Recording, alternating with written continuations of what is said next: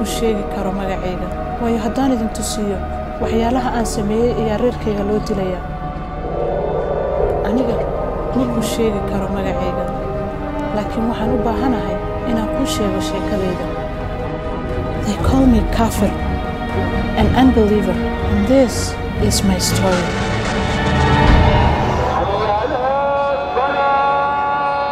I'm a Somali, born and raised in the Horn of Africa.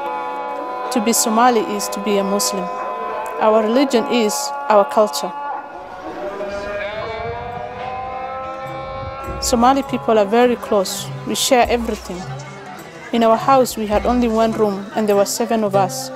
We all grew up together, cousins, aunts, uncles, grandparents.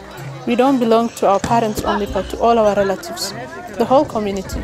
Even those who are far, we are still part of each other. We depend on each other. When I was in secondary school, my father died. My uncle in the US took over the responsibilities of my family. He provided our food, our schooling, everything. This is our custom when the father passes. My uncle brought me to the city to live with his family, those who remained in Africa. He chose me out of all my brothers and cousins because he believed in me, that in the future I will be something. I will change the family, the community. Some people thought this was a mistake. They said, keep her in the village, find her husband. In the city, she might lose her way. In some ways, they were right. It was there, in that city, I met some people who would change the course of my life. I'd always been taught that everyone who is not Somali is Christian, that the evil we see on TV and movies is because they are Christians. But when I met my new neighbors, they were different. They called themselves Christians, but weren't drunkards or adulterers or immoral, like I was taught. Even though they didn't know me, they welcomed me, sharing their home with me.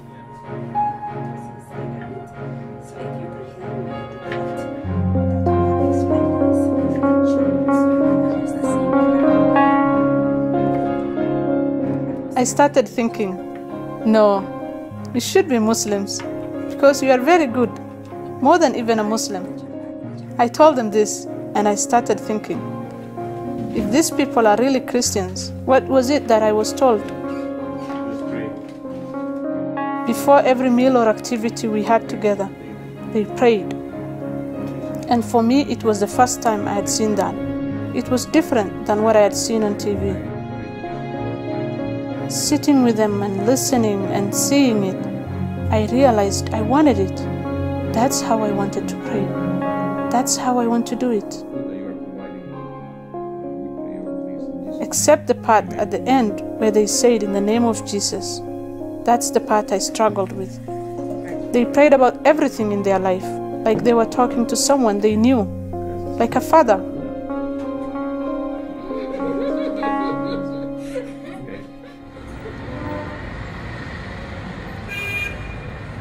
This led to many discussions about religion, about who God is, about who we are.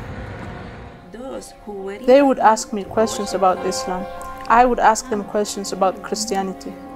I would say, no, that's not Christianity. Then they would refer me to the Bible. We will read it together. But soon, I wanted to know more. I wanted to read it for myself. I asked for a Bible of my own.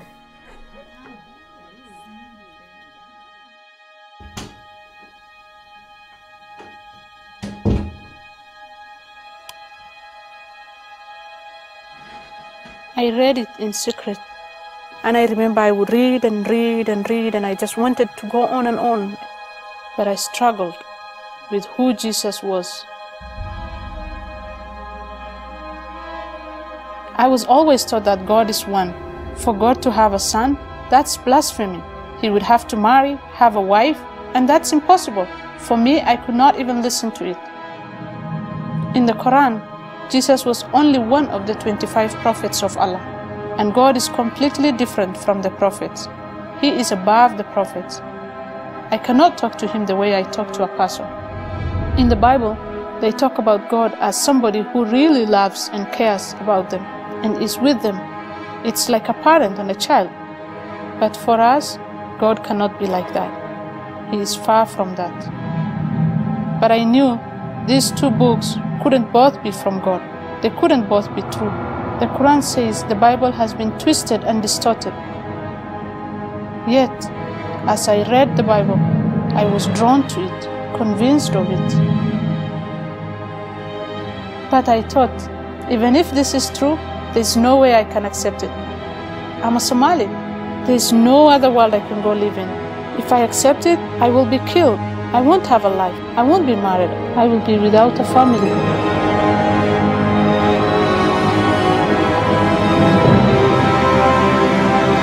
But the closer I got to my Christian friends, and the more I studied, the more trouble it caused for me and my family.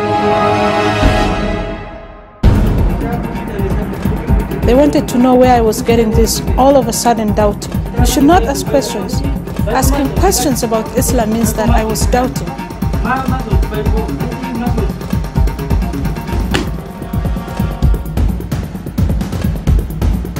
They locked me in. I was excluded in the family. I felt very alone. My brother made me watch videos, messages that said, "You can't be friends to Christians." These teachers, the sheikhs, they said you can't eat with them. You can't even shake hands with them. But those were all the things I was doing. And I told my brother, it's different than watching the video. But he wouldn't listen. You are shaming us. Are you doubting the teachings of the sheikhs? Are you an infidel? A kafir?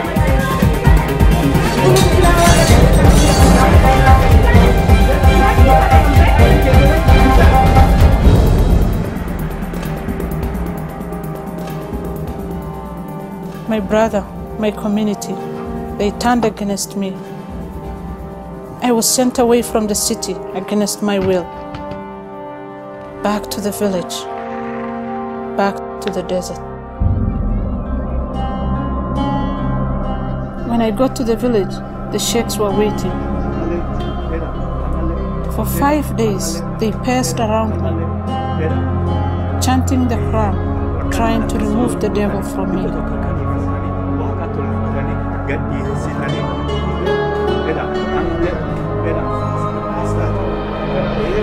They spit on me, they spit in a bowl, then made me drink and wash. They said it will purify me. But your heart has to accept. You have to want it for the prayer to work. But this time, I didn't. I was forced to. My heart was completely against it. I had no hope in these prayers. I didn't want this life they had planned for me, and I felt more helpless than ever. I thought my life was over. Is this my religion? Is this what I will be?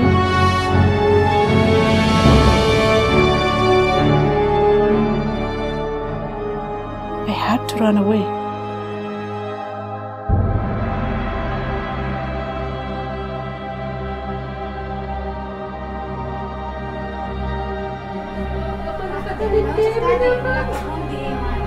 My mother begged me not to go. No, we will suffer if you do this. Your uncle will stop supporting us, and we don't have anything. None of us. We will die. I pleaded with her. Just let me run away. I can't accept this life.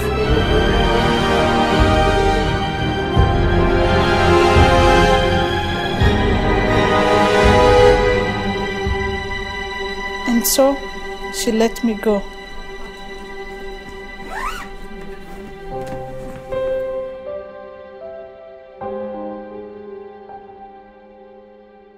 I put on the sharer, the veil. This time, it was not to show my submission, but to hide my identity. It was my only way to escape, and I would have only one chance.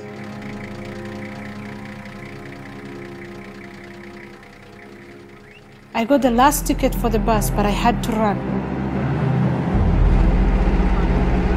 My heart was just beating. They could come after me. Will I get away? In my heart, I was just praying that I could get away.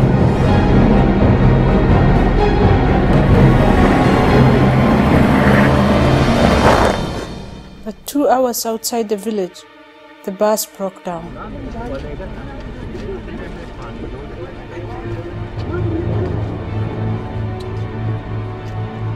Everyone got off. I just sat there. I could see the men under the bus. I could hear all the noises, but I was frozen. I was thinking, they are coming to get me. I have never felt more helpless. But then I remembered the things I read about Jesus, the miracles he did.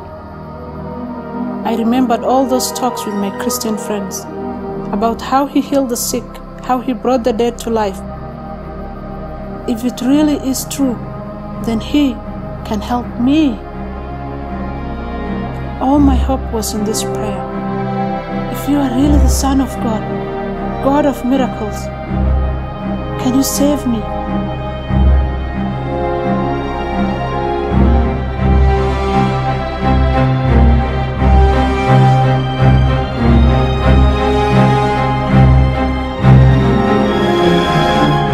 For the first time I prayed in the name of Jesus.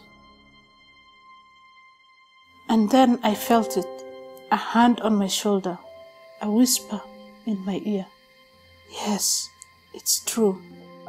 I turned to see who had spoken. I couldn't see anyone, but I knew he was there. Jesus was there. I wasn't alone. I wasn't afraid. And that's when I had it. There were shouts of joy all around me. The bus was fixed. A few moments later, we were moving. My prayers were answered. Somehow, I was saved. I made it safely back to the city, the place where I live today. And yes, I'm still a Somali. I don't have to dress differently or eat different foods. But some things are different. In many ways, I am a woman without a country, without a family. I am a Somali Christian, a contradiction. And it hasn't been easy, especially those first years, moving from house to house, the threats, the loneliness. Following Christ cost me everything, but it was worth it. Among my people, there is a proverb: I and Somalia against the world. I and my clan against Somalia. I and my family against the clan. I and my brother against the family. I against my brother. But I don't believe this anymore. Now, I pray for different things. I pray that God will redeem the Somali people. They are not the enemy. They just need to know the truth. I pray that my people would know the Jesus of the Bible. I pray that other believers around the world will remember Somalis, that they will pray for them and intentionally go to them, like my Christian friends did with me. And I pray that Jesus will restore my relationship to my family. I miss my mother and sisters. I miss my brother.